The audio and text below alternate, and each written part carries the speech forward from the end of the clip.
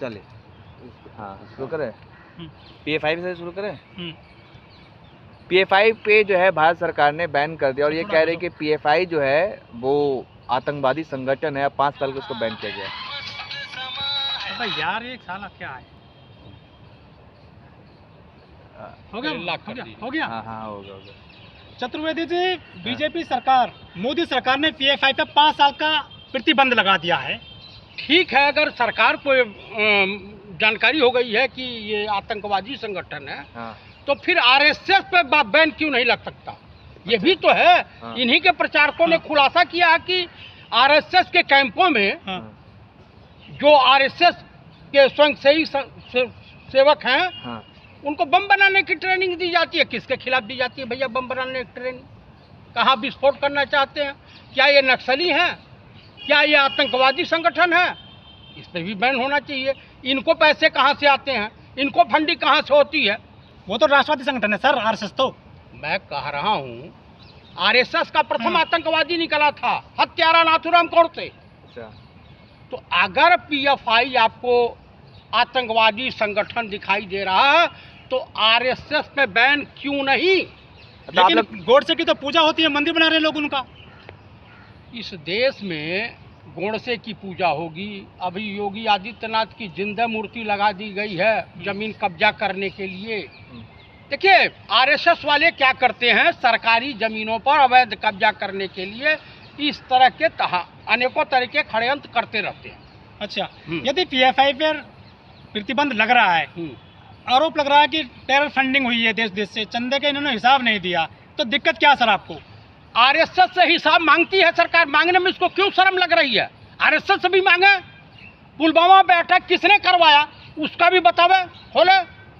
CRPF के 45 जवान मारे गए थे, उसका तो आज तक खुलासा हुआ नहीं। पेगासस पे क्या बात करेंगे PM? लेकिन 5 साल के लिए केवल प्रतिबंध लगाया है सर। भाई साहब, प्रतिबंध लगा में अगर सच्चाई है उसमें तो लगा देना चाहिए। लेकिन यह है कि RSS भी उसी कटघरी में है, उसमें भी बैन क्यों नहीं? बहुत बवाल बन गया। लालू यादव ने कहा कि RSS से ज्यादा बदतर संगठन, RSS जो ज्यादा बदतर संगठन है PFI से। बहुत बवाल हुआ। हाँ, तो लालू यादव सीनियर नेता है, वो जो कह रहे हैं वो सच है। अच्छा, उसमें सच्चाई है। इतना बड़ा सीनियर नेता 77 में पहली बार MP हुए थे। तो भाई साधारण है, उनको जानकारी होगी। सरदार पटेल ने RSS पे प्रतिबंध लगाया था, लेकिन उनकी तो उन्होंने प्रतिमा लगवा दी गुजरात में, बहुत बड़ी। हाँ, वो भी हिंदुस्तान में नहीं बनी, चाइना से बन करके आई। 300 करोड़ की मूर्ति, 600 करोड़, 3000 करोड़। ठीक है सर। हिंदू धर्म संसद करते हैं, वहाँ जहर उगला जाता है, वहाँ कोई प्रतिबंध नहीं लगता है, लेकिन PFI पे प्रतिबंध लगा दिया जाता है। भाई साहब, चिन्मयानंद का जेल जाना तय हो गया। योगी जी के गुरु हैं, उनको कहाँ तक बचाएंगे? कोर्ट ने कहा इसको अरेस्ट करो।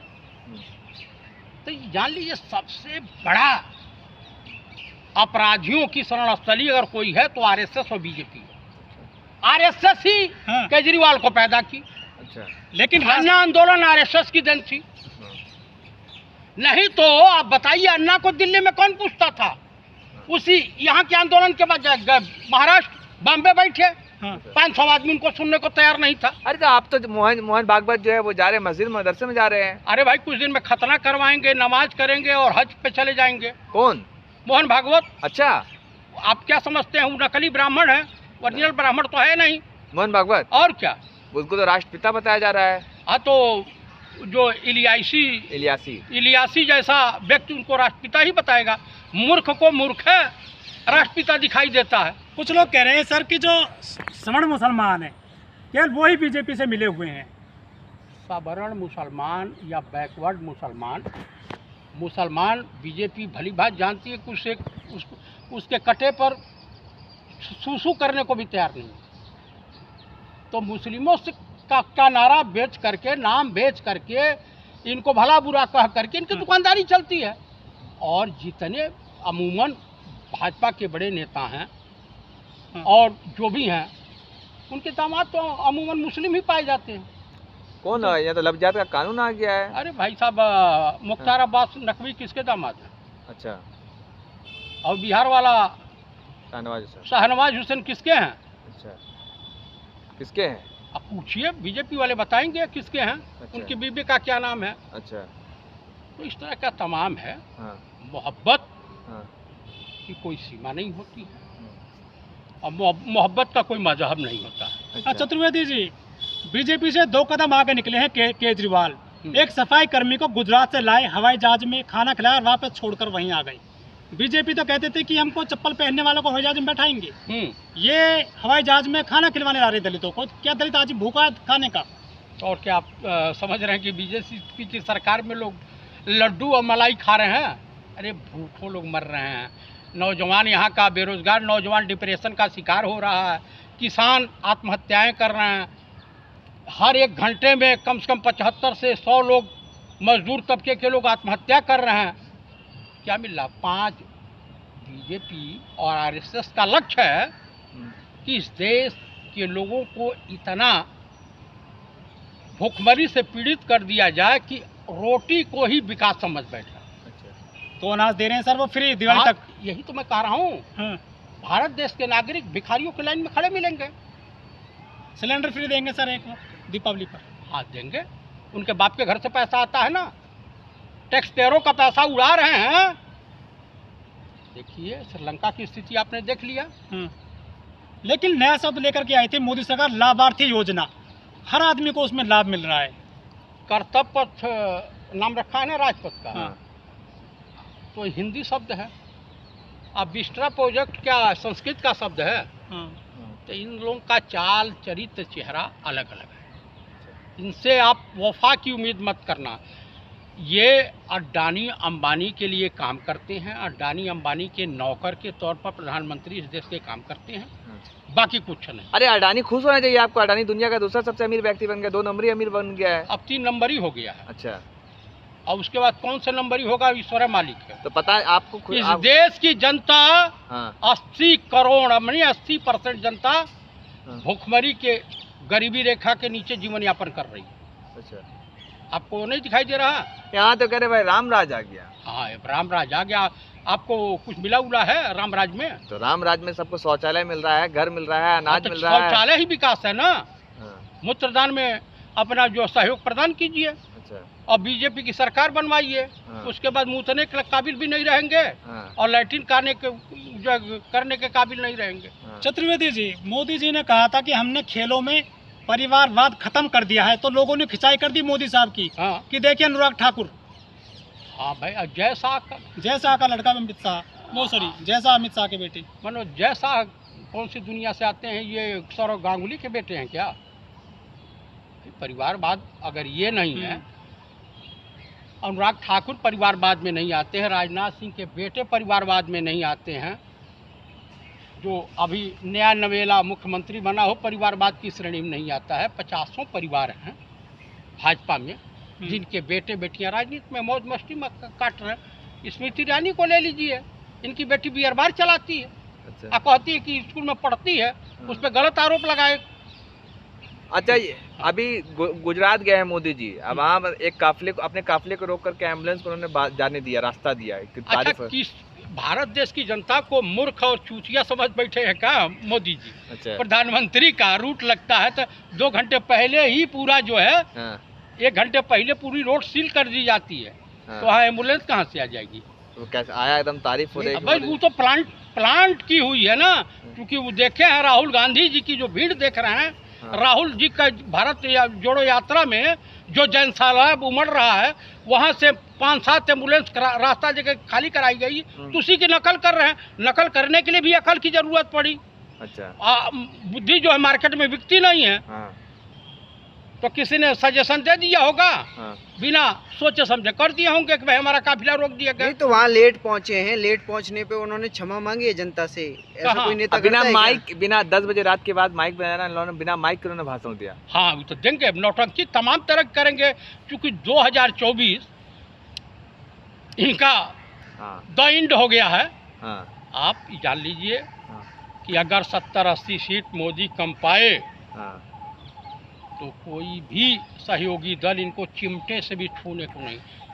ये अछूत की श्रेणी में बीजेपी आज के डेट में आ गई है राजनीतिक दुनिया में। अच्छा। नीतीश कुमार और लालू यादव आए थे सोनिया गांधी से मिलने के लिए, तो उन्होंने हाथ खड़ा करके किया कि भारत मतलब भारतीय जनता पार्टी का खेल खत्म, सफाया तो होगा? भाई पुराने मजे हुए खिलाड़ी हैं, तो बिहार में तो उनको एक सीट भी मिलने वाली नहीं है। अच्छा। कर्नाटक भी इनके हाथ से निकल गया, हाँ, महाराष्ट्र में इनकी दुर्गत है। हाँ, तो कर्नाटक, महाराष्ट्र हाँ, और बिहार मिला करके हाँ। 116 सीट पड़ती है। हाँ, पिछली बार अपने सहयोगियों के बदौलत बीजेपी एनडीए गठबंधन जो है 106 सीटें जीता था, हाँ।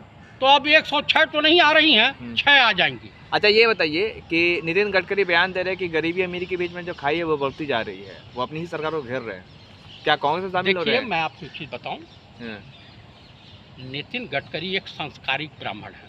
अच्छा, जो ओरिजिनल संस्कारी ब्राह्मण होगा, सनातन धर्म का होगा, हाँ, उसका ज़मीर होता है, उसके हृदय में गरीबों के प्रति श्रद्धा होती है, दया होती है, और वो अपने उनके माता पिता के द्वारा जो संस्कार मिला हुआ है वो कर रहे हैं। पैर तो मोदी जी भी छूते हैं जा करके माँ के, किसके? मदर के। हाँ, तो उनके संस्कार और गडकरी जी के संस्कार में देख लीजिए, हिंदुस्तान में एक ही मोदी सरकार में मंत्री है जो काम कर रहा है, बाकी सब तो मौज मार रहे हैं। वो है नितिन गडकरी, संस्कार इसको कहते हैं। तभी बन रहे हैं हाईवे ये, और क्या, लेकिन टोल बहुत लग रहा है। लग रहा है तो लग रहा है। तो मतलब ये आप संकेत दे रहे हैं कांग्रेस में शामिल हो रहे हैं नितिन गडकरी? भाई नितिन गडकरी साहब हाँ, अगर कांग्रेस में आना चाहते हैं हाँ, तो उनका स्वागत है, हाँ, हमें अच्छा। दिल से स्वागत है। वो तो कहते कुएं में डूब जाएंगे लेकिन कांग्रेस में नहीं जाएंगे। भाई कुएं में काहे छलांग लगाएंगे, हाँ, भौजाई को मना लिया जाएगा अच्छा, और कहा जाएगा कि भाई इनसे हाँ, कम से कम सुसाइड करने से अच्छा, रोका जाए। हाँ, अच्छे राजनीति की दुनिया में अच्छे इंसान हैं, हाँ। पढ़े लिखे हैं, मुस्कुराता हुआ चेहरा है, हाँ, विपक्षी खेमे में भी इनके लिए स्थान है, अच्छा, ठीक है। विपक्षी भी इनकी तारीफ करते हैं। गोदी मीडिया पे क्या कहिएगा? गोदी मीडिया का खुदा पतन चालू हो गया है, अब मैं क्या कहूँ, डेली तो इन लोगों की छीछा लेदर हो रही है, हाँ, अब कुछ बाकी है। हाँ। पास्को एक्ट में क्या बोलते हैं, दीपक चौरसिया गजेड़ी जेल जाने वाला है, हाँ। बाकी सब तो डेली गाली सुन रहे हैं, हाँ। और क्या करेंगे।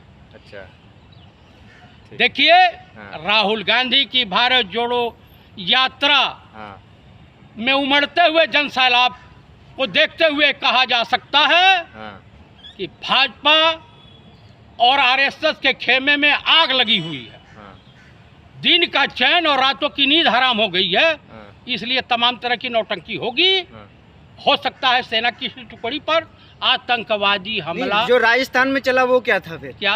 राजस्थान में जो कांग्रेस में घमासान मचा था वो क्या था? अरे भैया, मीडिया में स्थान पाने के लिए भाई नेशनल मीडिया तो हमको दिखाता नहीं है, इसी बहाने तो दौड़ धूप करके के एक हफ्ते 10 दिन 15 दिन से नेशनल मीडिया को विवश कर दिया गया। दिखाओ भैया, हमारी बुराइयाँ दिखाओगे ना, हाँ। कि आपस में कट रहे हैं, लड़ रहे हैं, है कुछ नहीं मामला, सब सुलट गया। आप भी स्क्रिप्ट लिख रहे हो इस तरह की? मैं है, अब क्या करें भाई, थोड़ा सा शगुफा दिया गया, पूरी मीडिया की बाँछें खिल गई। दिखाओ भाई। ठीक, चलिए, धन्यवाद।